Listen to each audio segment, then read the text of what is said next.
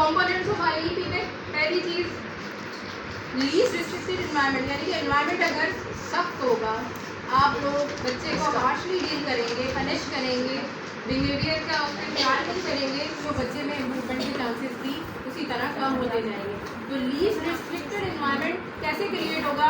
सबसे पहले rapport build होना चाहिए टीचर का बच्चे के साथ, बच्चे का थेरेपिस्ट के साथ, पेरेंट्स का, आप सबके साथ।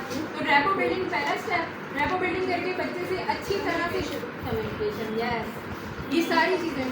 देन आपने तमाम तर मेथडोलॉजी स्ट्रेटजीज अप्लाई करनी है। तो आपने क्या करना है, इन्वायरमेंट आपने सख्त भी रखना। इसकी यही मिसाल है, पनिश नहीं करना, मारना नहीं है, डांटना नहीं है, ऐसे वर्ड्स का इस्तेमाल नहीं करना जिसमें उसको इंसल्ट किया जाए। और इसमें बच्चे को ये लगे कि टीचर उसकी बात समझ रहा है। यस एग्जैक्टली, ये बहुत ज़रूरी है, नो डाउट, ये बहुत ज़रूरी है कि टीचर की इम्पोर्टेंस, बच्चे को ये इम्पोर्टेंस नज़र आए कि मैं भी इस क्लास का एक इम्पॉर्टेंट स्टूडेंट हूँ, मुझे भी सर या टीचर जो है इम्पोर्टेंस इक्वली देते हैं जैसे और बच्चों को देते हैं। आ जाइए लास्ट में इवैल्यूएशन पे। आईपी बन गया, मीटिंग में डिसाइड हो गए उसके short term long term goals, उस पर इम्प्लीमेंटेशन होना शुरू हो गई। अब उसके बाद इवैल्यूएट करना है, तब साल में एक बार तो इवैल्यूएट होगा ना कि जो हमने चीज़ें तैयार की हैं बच्चे के लिए वो इफेक्टिव हैं, बच्चे की डिसेबिलिटी की जो भी बैरियर्स थे उनको जो है ख़त्म कर रही हैं या नहीं, बच्चे में पॉजिटिव चेंज पैदा कर रही हैं या नहीं।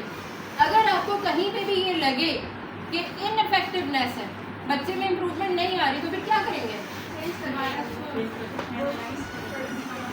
एग्जैक्टली, पहले हम रिपोर्ट करेंगे कि ये इश्यूज आ रहे हैं, फिर उसके बाद दोबारा से मीटिंग बैठेगी, दोबारा से डिसीजंस होंगे। मे बी कभी कभी ऐसा होता है इम्प्लीमेंटेशन में वीकनेस होती है, हमने चीज़ अच्छी बनाई थी, स्ट्रॉन्ग थी, मगर इम्प्लीमेंट प्रॉपर नहीं हुई। 4 लोगों की वर्किंग थी, 3 थेरेपिस्ट थे, एक टीचर थी, कहीं एक जगह से भी लैकिंग हुई, बच्चे की इंप्रूवमेंट वैसी नहीं रही जैसे। तो आपने रिव्यू किया, रिपोर्ट किया, देन उसको एवेल्यूएशन के बाद दोबारा से बनाएंगे।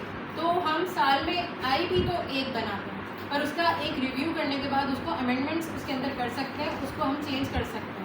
ऐसा कहीं हार्ड एंड फास्ट रूल नहीं है कि साल में जो इम्प्लीमेंटेशन के बाद वो रिव्यू तभी होगा जब एक साल पूरा कंप्लीट होगा, सेशंस क्लोज होंगे, नहीं, हम उसको बीच में रिव्यू करेंगे, इवैल्यूएट करेंगे। अगर उसमें कोई पॉजिटिव चेंज नहीं आ रहा तो उसके अंदर जो भी अमेंडमेंट्स करनी है, जो भी इम्प्रूवमेंट के लिए चीज़ें यूज़ करनी है, वो सब हम उसमें इम्प्लीमेंट करेंगे।